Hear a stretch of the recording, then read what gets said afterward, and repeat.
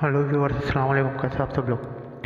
Viewers, आज की इस वीडियो में हम लोग तौहीद के बारे में बात करेंगे कि तौहीद किसको बोलते हैं, क्या आते हैं, उसका मायने क्या होता है। तो चलिए बिना किसी देरी के हम लोग इस वीडियो को शुरू करते हैं। तो व्यूअर्स, सबसे पहले तो तौहीद बोलते किसको हैं?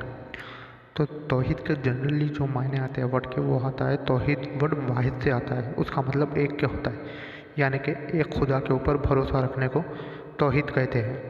इसको अरबी में इस्लाम में इस तरह से कहते हैं कि अशहदु अल्ला इलाहा इल्लल्लाह व अशहदु अन्ना मुहम्मद रसूलुल्लाह। नहीं है कोई माबूद सिवाय अल्लाह के, और मोहम्मद सल्लल्लाहु अलैहि वसल्लम अल्लाह के रसूल है। और ये तौहीद जो होता है, ये इस्लाम में भी इसको प्रूफ है, कुरान से भी, हिंदुज़म की स्क्रिप्चर से भी ये प्रूफ है, और बाइबल से भी ये प्रूफ है, और साइंटिफिकली भी ये बात प्रूफ है कि सिर्फ एक खुदा मौजूद है। तो सबसे पहले मैं इसको रिलीजियस रेफरेंस से इसको साबित कर दूंगा, उसके बाद मैं साइंटिफिक रेफरेंस भी दूंगा। तो सबसे पहले कुरान में इसको इस तरह से कहा गया है कि सूरह इखलास की आयत नंबर 1 में कुल हु अल्लाहु अहद, कह दो कि वो अल्लाह है और वो सिर्फ एक है। और इसको बाइबल में भी कहा गया है कि that there is only one God. और इस बात को हिंदूज़ के स्क्रिप्चर्स में भी कहा गया है, उपनिषद में, श्वेतेश्वरा उपनिषद में, कि there is only one God which can not be seen. तो ये बात अशहदु अल्ला इलाहा इल्लल्लाह कुरान से, हिंदुज़म से और बाइबल से, तीनों से साबित है। और ये बात जो है साइंटिफिकली भी ये प्रूवन है। साइंस में इसको इस तरह से कहा गया है कि एवरीथिंग इन द यूनिवर्स में जो भी चीज़ है, सिर्फ अर्थ में नहीं, सारे यूनिवर्स में जितने भी जो भी चीज़ हैं, वो सब एक अननोन पावर से कंट्रोल करते हैं। एक अननोन पावर है जो ये सारे चीज़ों को कंट्रोल कर रहा है। अननोन पावर है, वो क्या है नहीं पता है। अननोन पावर है जो ये सारे चीज़ों को कंट्रोल कर रहा है। इस थ्योरी को सिमुलेशन थ्योरी कहते हैं। तो साइंटिफिकली भी प्रूवन है। अशहदु अल्ला इलाहा के अल्लाह एक है, मोहम्मद रसूलुल्लाह इस्लाम में भी प्रूवन है, और बाइबल से भी प्रूवन है। हिंदुज़म से कुछ लोग कहते हैं कि है, और कुछ लोग ने कहते हैं कि नहीं है। एग्जैक्टली मुझे नहीं पता, लेकिन इस्लाम से और बाइबल से अशहदु मोहम्मद रसूलुल्लाह भी प्रूवन है। तो कुरान में इस तरह से कहा गया है सूरह निसा में कि obey Allah and obey the messenger of Allah, Allah की और अल्लाह के रसूल की बात मानो। Obey Allah and obey his Rasool. Bible में इसको इस तरह से कहा गया है कि खुदा तुमको एक मैसेंजर देगा जिस तरह से मुझे दिया है। ईसा अलैहि सलाम कह रहे हैं कि खुदा तुमको एक मेरी तरह एक मैसेंजर पहुंचाएगा, प्रॉफिट पहुंचाएगा, जिस तरह से मैं हूँ, और वो प्रॉफिट तुम ही में से होगा, यानी कि इंसानों में से ही हूँ।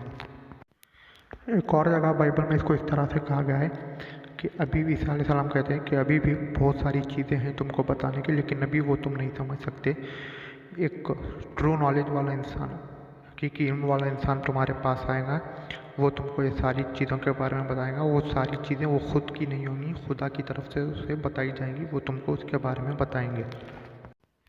यही सेम बात को कुरान में इस तरह से कहा गया है, इस तरह से कुरान में इसको बताया है कि ईसा के याद करो जब ईसा ने कहा अपनी कि ए बनी इसराइल, मैं तुमको बताता हूँ कि मैं अपनी अपने से पहली किताब पर तस्दीक करता हूँ, यानी तौरेत थी उस टाइम पर तस्दीक करता हूँ, और अपने बाद आने वाले रसूल के बारे में तुम्हें अभी से इत्तला देता हूँ। तो जब वो आए तो उनकी पैरवी करो, मतलब उनको फॉलो करो। और जब उनका नाम अहमद होगा, कुरान में कहा गया है कि उनका नाम अहमद होगा। और जब वो आए तो लोग कहने लगे कि ये तो खुला जादू है और कुछ नहीं। तो ये तो जनरल रेफरेंस आप लोग को मिल गया कि अशहदु अल्ला इलाहा मोहम्मद रसूलुल्लाह पर ईमान लाना कितना ज़रूरी है। लेकिन क्या सिर्फ आपको ज़बान से कह देना काफ़ी होगा?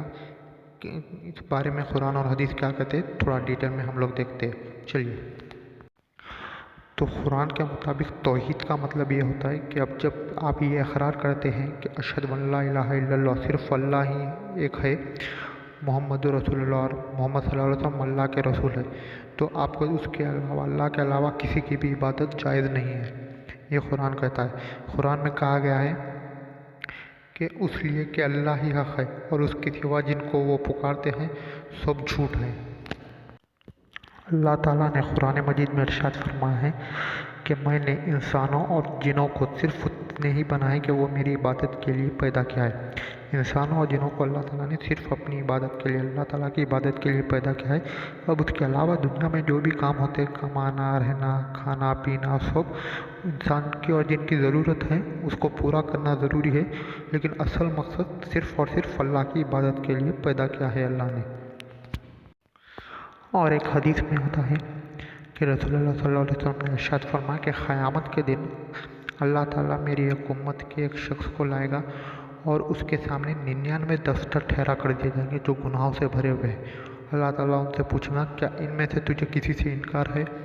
تو وہ شخص کہیں گا کہ نہیں، وہ سارے گناہ اس نے کیے ہی ہوں گے، تو وہ کہیں گا کہ نہیں۔ تو اللہ تعالیٰ اس سے ایک پرچی دے دیں گا، اس میں لکھا ہوگا کہ لا الہ الا اللہ محمد رسول اللہ۔ تو وہ شخص کہے گا کہ اے اللہ یہ 99 دفتر اتنے بڑے بڑے، وہ رجسٹر اتنے بڑے بڑے ہوں گے، جہاں تک انسان کی نظر پہنچتی ہے وہاں تک جائیں گے، اتنے بڑے ہوں گے وہ رجسٹرس۔ تو وہ شخص کہے گا کہ اے اللہ یہ اتنے بڑے بڑے 99 رجسٹر ایک چھوٹی سی پرچی سے کیا ہوگا؟ بولے تو اللہ تعالیٰ فرمائیں گے آج کسی کے ساتھ ناانصافی نہیں ہوگی، اور جب وہ رجسٹر کو تولا جائے گا تو وہ ایک چٹھی جس میں اشہد ان لا الہ الا اللہ اشہد ان محمد رسول اللہ لکھا ہوگا، وہ والا بھاری ہو جائے گا، وہ طرف بھاری ہو جائے گا۔ اس کا مطلب یہ نہیں کہ اب آپ کلمہ پڑھ لیجیے، چاہے جو گناہ چاہے کر سکتے ہیں، نہیں، اس کا مطلب صرف ہے جو شخص اشہد ان لا الہ الا اللہ اشہد ان محمد رسول اللہ پڑھ لیتا ہے وہ دوسرے گناہ کرتا ہی نہیں، جس کو یہ احساس ہو جاتا ہے کہ اللہ صرف ایک ہے اور محمد رسول اللہ ان کے رسول ہیں، وہ گناہ کرتا ہی نہیں ہے۔ لیکن انجانے میں کبھی کوئی گناہ ہوتا ہے، انسان ہے، بشر ہے، انسان سے گناہ ہوتے ہیں، انسان کا نیچر ہے۔